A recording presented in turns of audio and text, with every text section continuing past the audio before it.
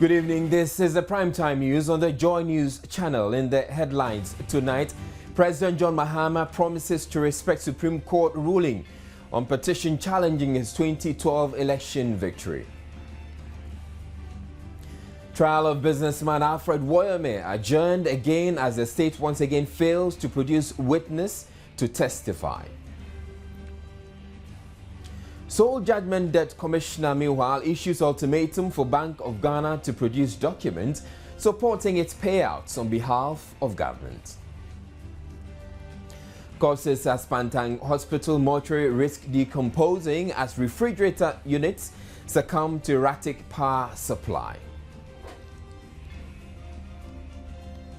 And teacher behind infamous ICT gaffe for teaching him thanks Joy News for teaching him a thing or two in ICT as he receives donation of computers. We also have business, sports, and showbiz coming up.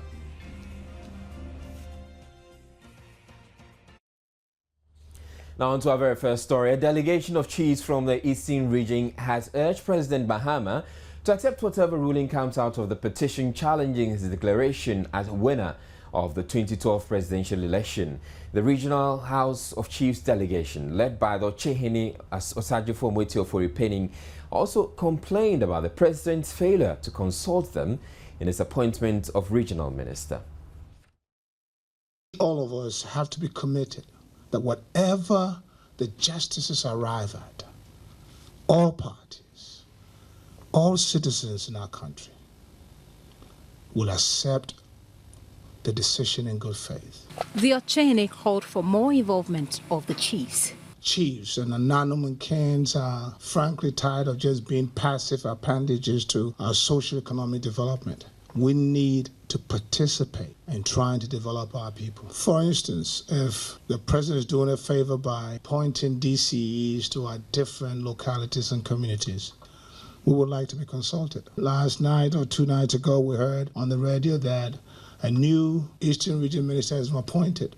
We are pleading, not that we are asking or trying to penetrate or interrupt the president's function of appointing people, but I think since we'll live there, and since the minister is going to be our minister, it's only appropriate that maybe we need to be informed and consulted. He asked the president to act immediately on the deplorable road network in the Eastern region and fulfill his campaign promises to the region. He also spoke on eschewing insult and hate speech on political platforms. All of us tell our supporters to control some of the utterances. We were brought up in a family that taught us how to respect authority and the elder. We have not forgotten about those values just because we are modern. President Mahama, on his part, said the region's roads, establishment of more health and more educational facilities through a rigorous decentralization process will remain a priority. We intend to consolidate it as we go forward to allow for composite budgeting so that some of the larger budgets that are handled in the center are transferred to the districts so that they can determine which school they think they should be fixing, which road they think they should be working on, which hospital they think they should be siting somewhere, rather than a huge ministry sitting at the center and doing that. He added, foreign illegal miners especially would be removed as government tackles illegal mining holistically. He also responded to the Ochehene's plea on the Supreme Court case and the use of abusive language by political actors. We all have sworn to abide by the Constitution, and so there's no doubt about our obligations in this matter. There are some individuals in this country who are in responsible positions, who at every step of the way are insulting their political opponents, and we know them. And so I think that Nananum should feel bold to identify them and address the message directly to these people and ask them to be cautious in the way they go about their politics. A delegation from the Northern Region House of Chiefs was also at the Flagstaff House to lend support to the appointment of Dr. Dana to head their ministry. Special mention is the case of Dr. H.S. Dana, Minister for Chieftaincy and Traditional Affairs designate. There is no doubt in our minds that he is capable to hold the fort. Infrastructure development has been the flagship of your campaign promises. We want to believe this will be fairly done across Ghana. Deployment of teachers and health workers is largely skewed against the north and rural Ghana. They also called for incentives that will attract teachers and other professionals to especially the remote parts of the region. They were assured the Savannah Accelerated Development Authority's mandate will be reviewed to be more aggressive in addressing their challenges. We have a stakeholder committee that I think should meet more often and bring up suggestions as to what can be done to increase the pace of development in the northern part of the country. It is our intention to also continue in an aggressive way the Walwali Gambaga Nalirgu Road and eventually join it to the Eastern Corridor Road. And so we'll continue that road and we will finish it in this term of office. President Mahama also expressed condolences on the loss of the chief of his hometown, the Bolina, who is said to have died on Friday after a short illness. We're staying at the presidency, where President John Mahama has described the Ghanaian media as the most liberated in the world. He has, however, called on the National Media Commission to continue to remind practitioners that no freedom is endless and limitless. He was addressing heads of the NMC, SHRAJ and NCCE when they called on him at the Flagstaff House. They say that Ghana probably is the country that has the most free media landscape, and note my word, in the world. There are some societal norms that need to be respected in terms of how we freely express ourselves. And so there the Media Commission has a responsibility to not only educate, but to, in some cases, use all the weight at its disposal to draw erring media houses in line. Charlotte Osei heads the National Commission on Civic Education. Loretta Lamte heads the Commission on Human Rights and Administrative Justice, whilst Ambassador Blay Amihie is head of the National Media Commission. We're basically here to congratulate you. We haven't seen you since you ascended to the high office of the presidency, and also to discuss a few issues concerning the constitutional commissions, which we would like to bring to your attention, and to update you on some of the work which is ongoing at the commissions. President Mahama said their budgetary allocations would be increased to make their work more effective and applauded them for their efforts over the years, despite the limited resources. I want to pledge my commitment, to assist your bodies to be able to carry out and discharge their constitutional mandate. I'll do everything in my power to ensure that we continue to increase the resource envelope that is available to you to be able to discharge these constitutional duties that have been given to you. The rest of the meeting was held behind closed doors. Also at the Flagstaff House was the family of the late Colonel Blood Draku, a former director of public relations at the Ghana Armed Forces, to officially announce his death. Now the family has decided that he would, on the 1st, would call him up from 37 Military Hospital, and then do whatever we needed to do in Accra, and then we'll proceed to home Harvey, whom you know very well. On your campaign time, you stop in Harvey. And then on Saturday, the final funeral rites will be held. We lay in state that evening. On the final funeral will be held on Saturday, and burial and all the funeral rites will be held in the village Harvey on Saturday. President Mahama assured them of government assistance with the funeral arrangements. Served as a very important member of our team in getting specific tasks done, He was always full of ideas, and I remember as vice president, you book an appointment to see me, and he'll come in, sit in my office for 30 minutes, and reel off a lot of ideas about what we can do to make things right, do this, do that. And because of his public relations background, the media and all were issues of concern to him. We will be there for you, and we'll support you. You just seen has to do with the ongoing doctors' strike. We all know that the strike started yesterday. It's a partial strike, and the doctors are insisting that until anything is done about their situation before the end of the week, the strike intensifies. when the next week begins. So there's the statement coming on the meeting at the Flagstaff House on the strike action declared by the Ghana Medical Association. I'll bring it to you now. The Ghana Medical Association, the National Labour Commission and the Fair Wages and Salaries Commission held a meeting today, the 12th of February 2013 at the Flagstaff House under the auspices of the Chief of Staff to discuss the impasse between the GMA and the Fair Wages and Salaries Commission. Now, the Chief of Staff urged all parties to labour disputes to allow the appropriate institutions of state to resolve them. At the meeting, the NLC handed their decision regarding an earlier complaint by the GMA against the Fair Wages and Salaries Commission on the same issues. Following the deliberations by all the parties, the FWSC and executives of GMA agreed before the NLC to abide by the arbitration award of the NLC until otherwise varied.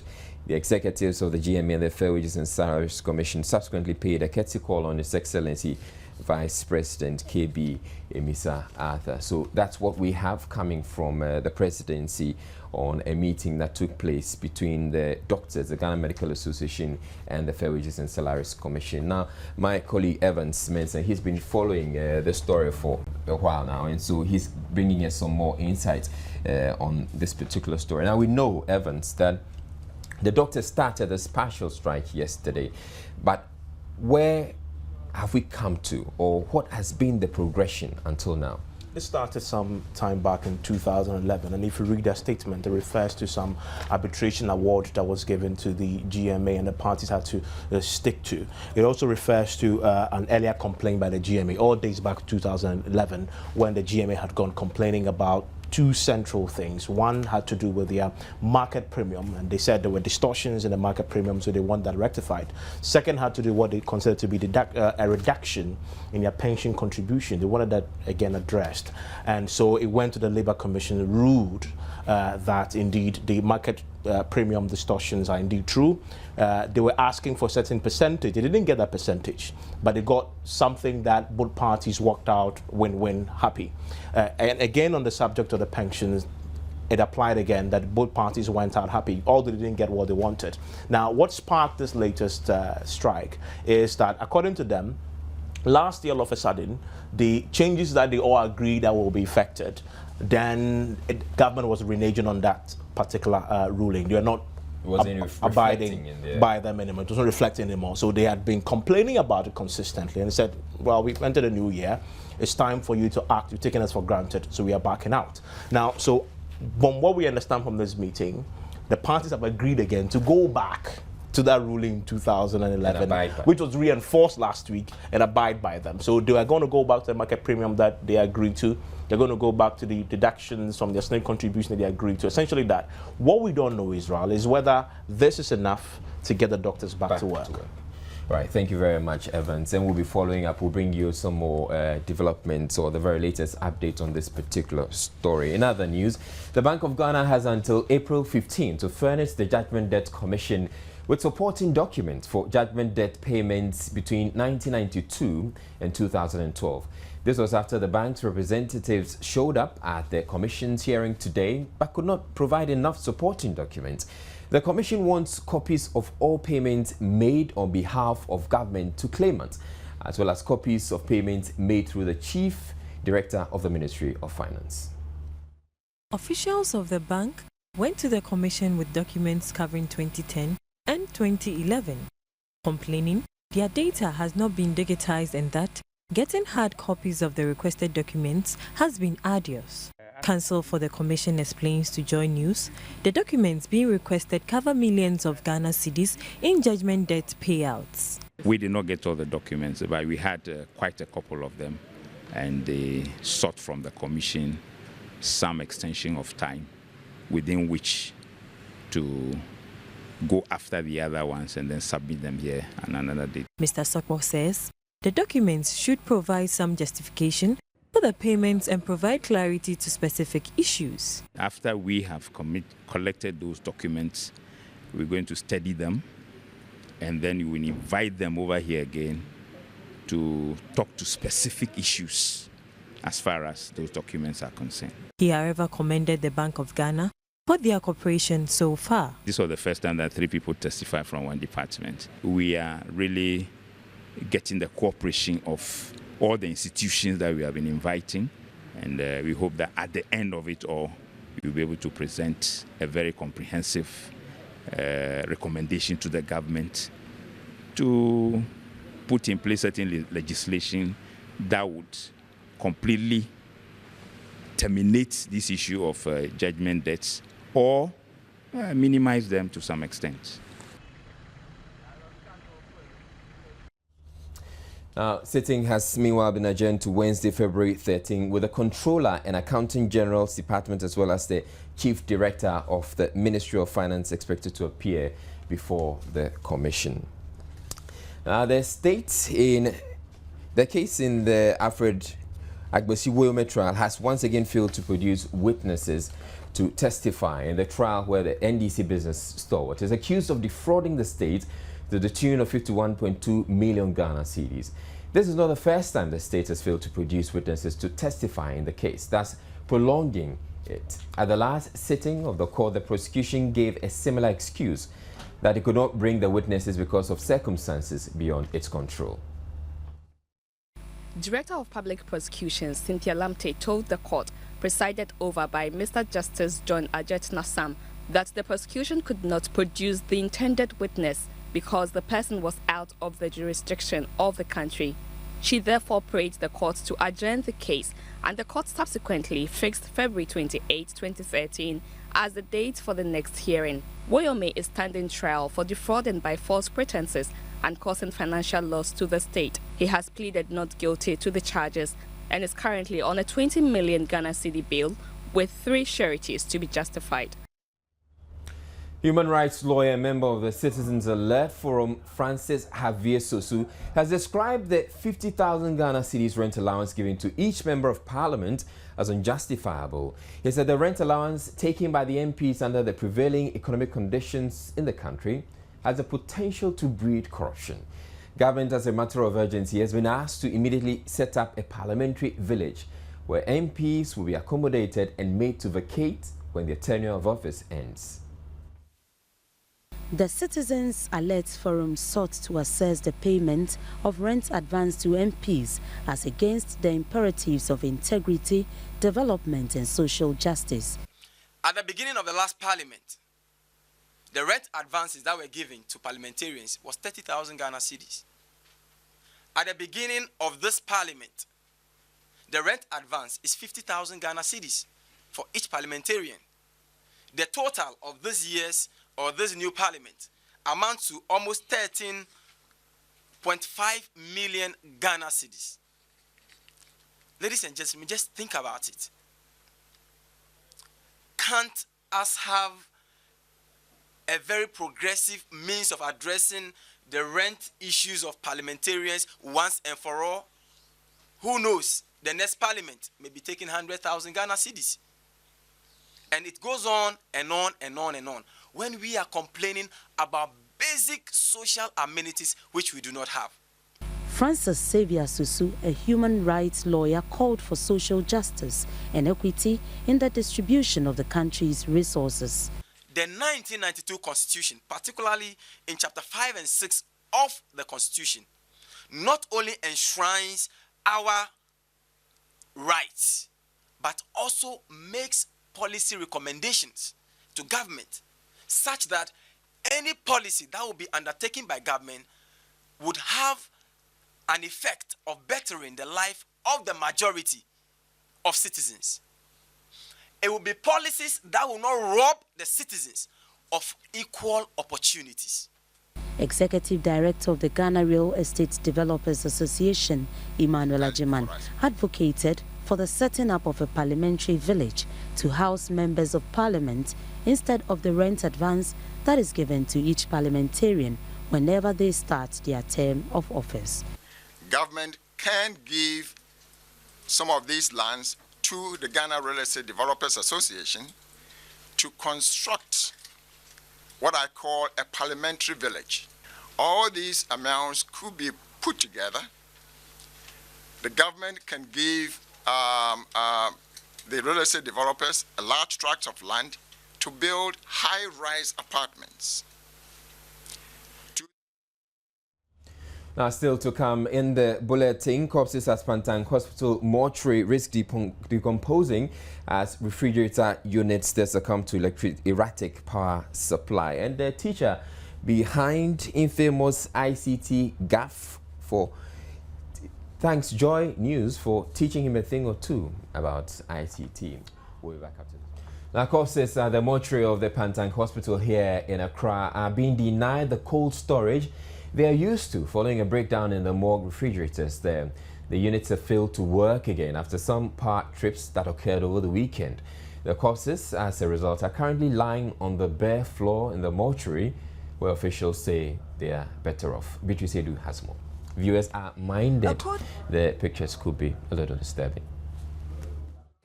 According to authorities here, it all started on Saturday after several power outages, which also affected electricity supply to the main hospital.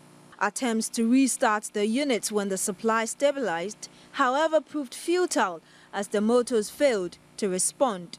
4 days on, and the result has been a pungent smell as you approach the facility. Fridges here are opened because the authorities here want to allow fresh air to enter before the bodies are decomposed. And this is the second part of the mortuary. I'm told that over here there are about 70 bodies in here, and a lot of these bodies are on the bare floor, as you can see from the background. It's a bit disheartening seeing this, and unless the lights are on, these bodies cannot go into the fridges. So if you have a relative here, don't be surprised if you come here and you see the corpse lying just on the bare floor. There's no electricity to power the fridges, so the bodies or the corpses can be kept inside. And the stench here is also a bit serious. The mortuary assistant showed me the damaged motors, explaining that the entire hospital suffers the erratic supply, even though there have been suggestions that vital installations should be exempted. The mortuary is not the only unit affected by the power situation. The laboratory nearly went up in flames last week when an air conditioner in their sample collection room caught fire during the power surge. Water is another major problem here. Because the hospital does not have potable water flowing through its taps, the staff rely on tanker supplies. The situation remains unchanged at the time of filing this report. And as for the dead, they will remain on the bare mortuary floor a while longer as they wait to find a much cooler temporary abode. Beatrice Edu for Joy News, Accra. Meanwhile, we have just learned the damaged motors at the morgue have been picked up for possible repair, but until it gets the refrigerators working again, the dead will know no peace, I guess. Accra's only children's hospital is not spared the general erratic water and electricity supply plaguing the whole of the capital. Staff at the Princess Marie Louis Hospital say the outages have added to their workload, leading to delays in offering vital assistance to patients who are mostly helpless. The only generator unit is meanwhile faulty at the moment. The Princess Marie Louis Hospital treats all kinds of illness associated with children and has specialized doctors who adequately cater for children of all ages. On the average, the facility sees not less than 300 children each day. The vision of the hospital is to become a specialized unit, offering integrated services in the management of childhood illness, a vision that's probably not going to be realized anytime soon.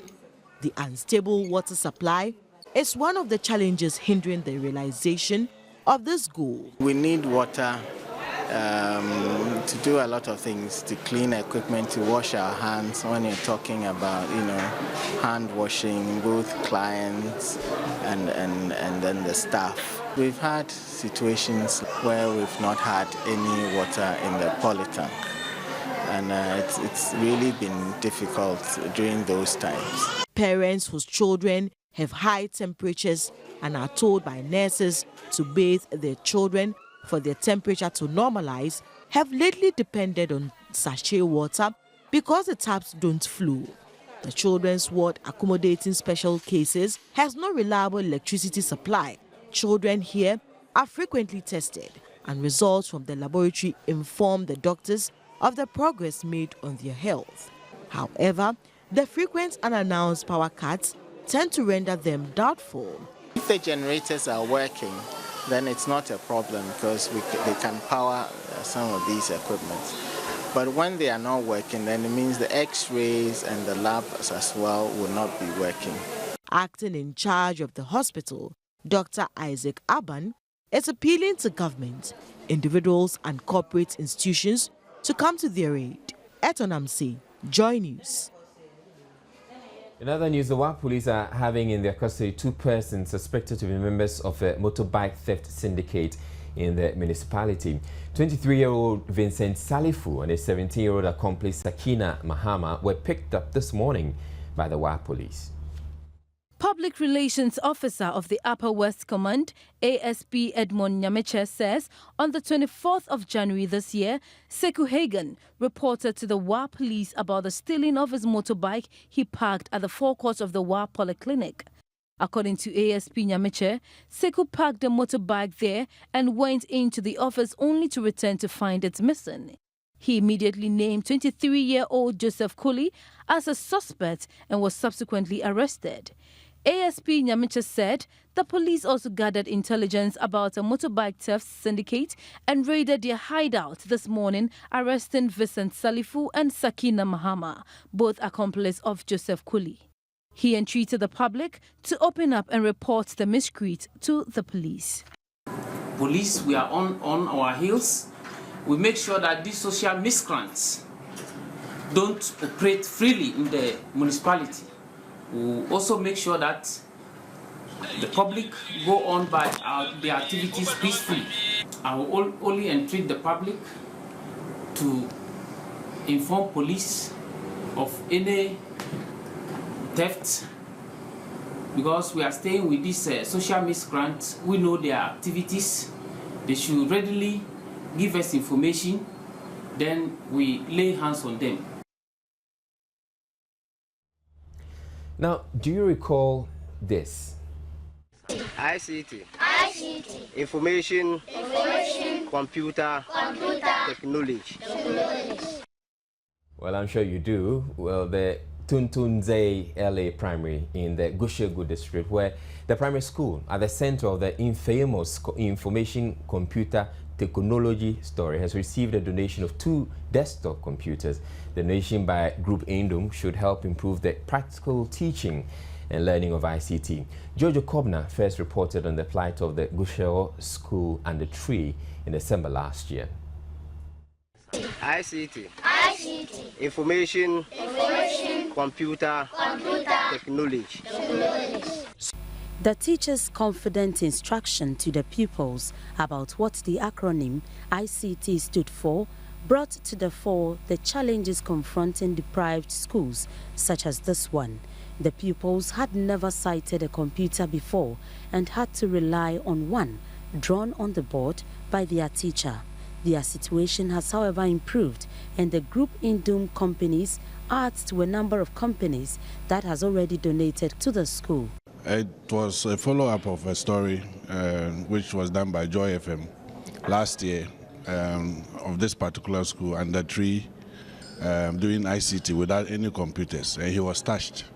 So he decided, instead of a normal party on his 60th, use this forum to donate computers to the school. We are going to do follow-ups. As you know, Quantec is an IT company. We have resources to do all that. So we'll even send people to go and install and then train and put software on it for them to use. Head teacher Abdullah Suleimana, who gave the infamous soundbite, was in Accra to receive the computers on behalf of his school. He says, Ketsi Joy News, he now knows what ICT stands for. Now it's a communication. Initially, it was so embarrassment because some people were saying that Gushego district, they are not performing, they are not doing it. But today, it has returned some blessing and supportive to the district. Group Indum companies urged other entities to support and pledged to assist with training for the teachers on the use of the computers. We have business news coming up shortly.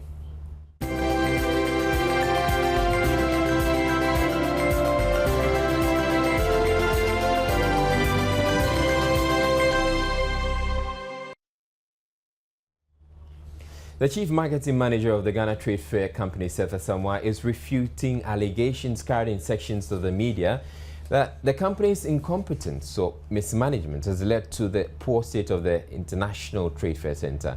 Joy News visited the once vibrant business center, which has now become a nearly abandoned site following reports last week of some challenges confronting the GITFC. Seth Asamoah blamed the situation on a non-business-like nature of the center on the relocation of businesses and companies that used to be situated in the premises all year through, while others simply folded up.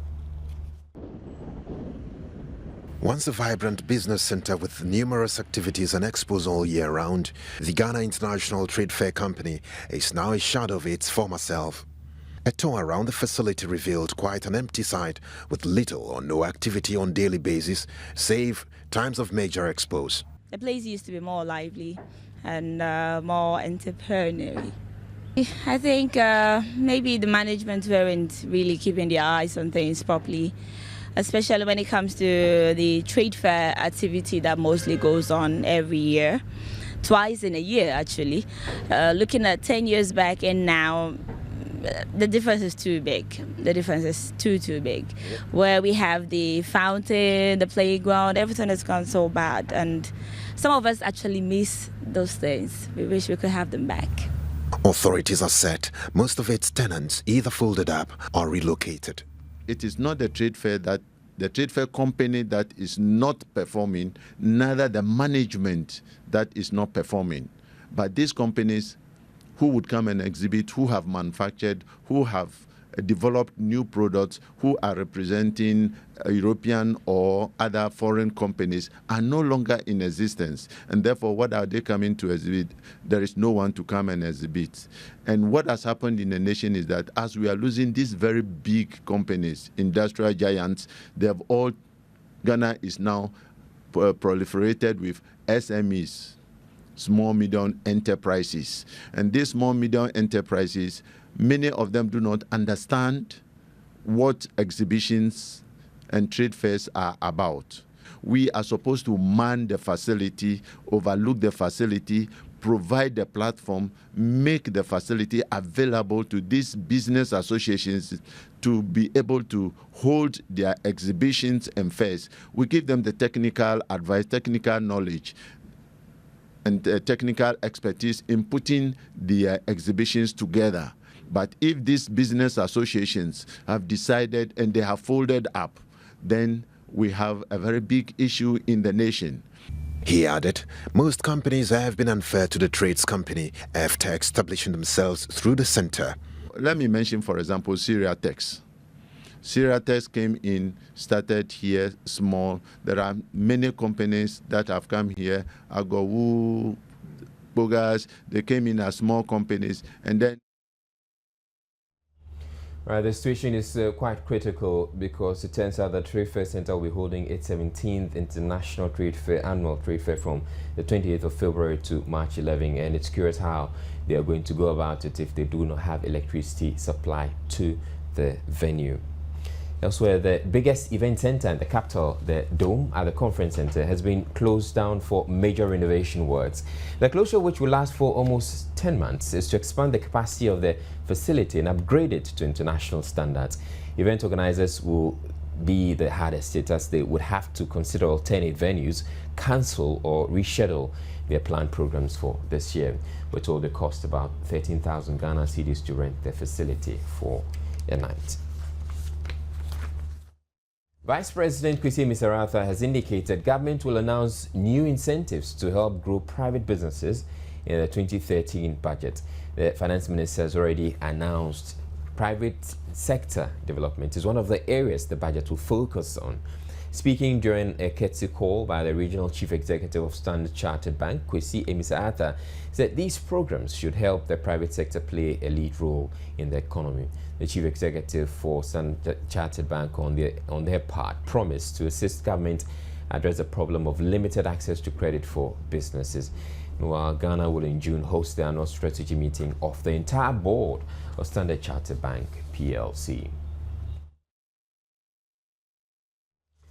Next, we bring you some smart investment tips.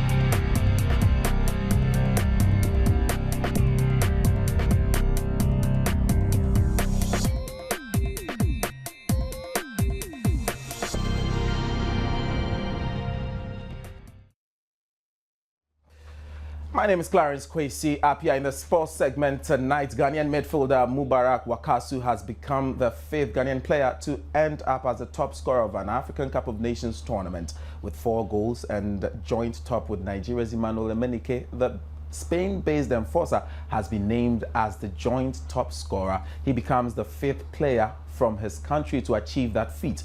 Only 4 Ghanaian players, Ben Echampong, Osekofo, Opoku-Efriye and George Alassane, have finished their completion as top scorers before Wakasu burst onto the scene. Wakasu gets the Golden Boot Award in his maiden appearance in Africa's flagship football tournament.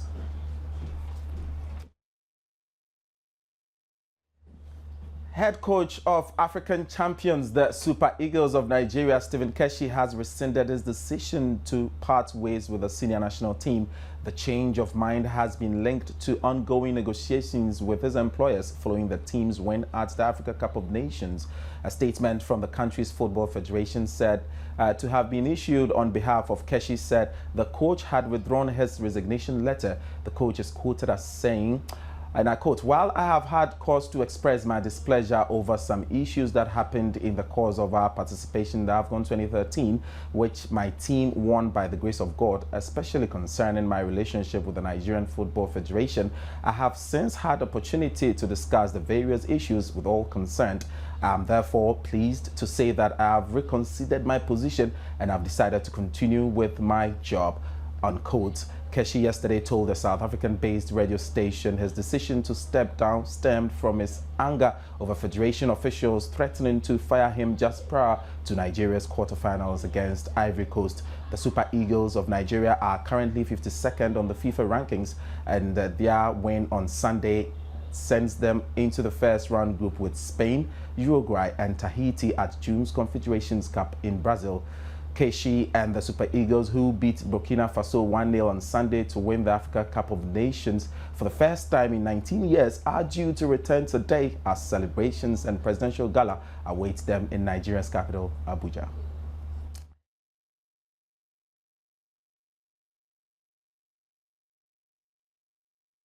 And before we end the segment and pave way for the weather and the showbiz segment, in tomorrow's big match, Real Madrid will be hosting England's Manchester United at their Estadio Santiago Bernabeu in the round 16 of the Champions League.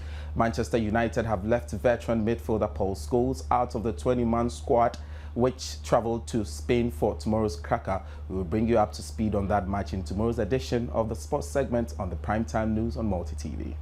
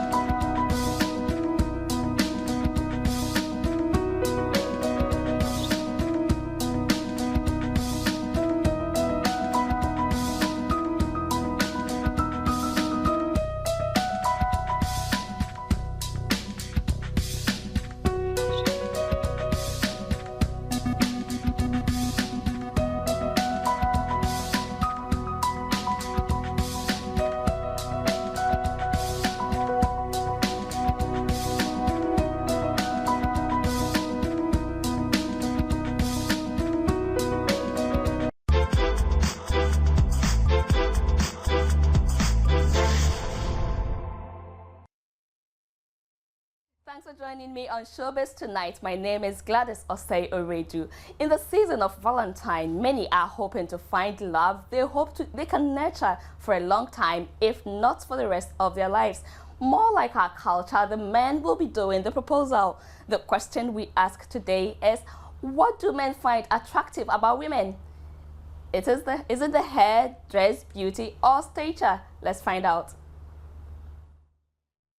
There are many things that will attract a man to a woman, but it doesn't look like what a woman fancies most is what attracts the opposite sex. Satisfying our curiosity to know what exactly draws a man to a woman, we head down to find some answers. Her figure and her smile. Okay. Actually, I like women with long hair. So if I see a lady with long hair, it really, natural or artificial, it really attracts me. First and foremost, I'll look at her physical appearance. I mean, her personal beauty as to how she looks like. Not in appearance as in what she's wearing, but then physically how she looks. The most important thing is, well, she's pretty. At least she has all the looks. I'm cool, whether natural or artificial, provided it's really looking nice on you, making you look beautiful. Then that's it. So I don't have a problem with it. These days, some of the women we still on the streets.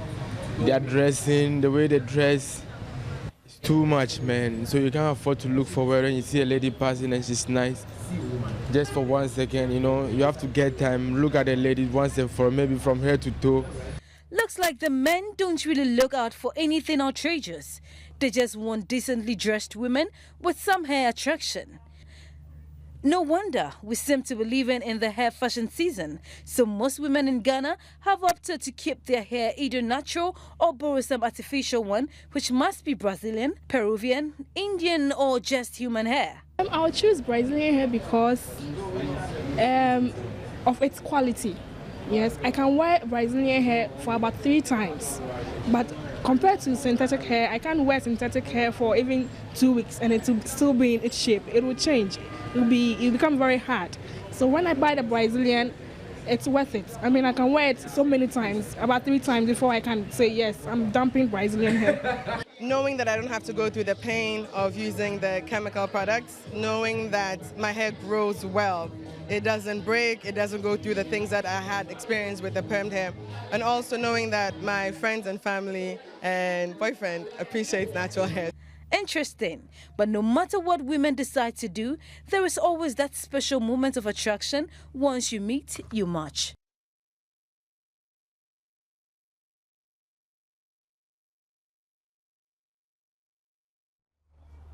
Interesting. Ghana's Lil Wayne, known in real life as Kojon Kansan, says some movie producers use his image to promote their movies without actually featuring him in those movies.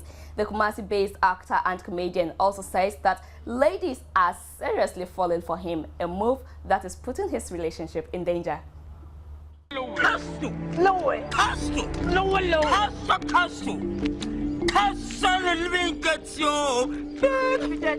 The 26-year-old Kumasi-based actor and comedian Lil Wayne, who has been in the movie industry for a while now, describes the practice where some movie producers use his image to promote their movies without actually featuring him in those movies as appalling, and asks that the producers put a stop to it. And the Kumasi, my yard that Oka, Umakasum Wadi, but I don't know where the Sabu, Yankopa Mumbia, Nat 7 a month for the AC Media Kaji. The first focus to women's media, Media, Ubila Chana Makoyamano. The woman the poster, to the wars were poster, I will post and make sure I'm not a cotton Yakora, as I'm not Cocora. The wars in the Vanessa moving more than a minima, a having, and I'll cotton moon will go to pay. Then count, else anybody named you. Movies more na, baby, and then count. The woman 2 scenes, 3 scenes, 4 scenes of what. Some of the movies that feature Lil Wayne include Azonto Ghost, Sikakasa, Moja Kron Kron, and a host of others. Lil Wayne also complains about the advances some women make on him, to the extent that some even threaten to kill themselves if he turns down their proposal. I can't the one, with the Kafu, and the Sonana number, I would to say, father for Mamma, one Casabella fee. And I didn't was a wine or fee, 17 in the power of Bianca of the castle. Although he has earned the attention of many Ghanaians with his witty words and crafty acting, Lowen claims his best is yet to come.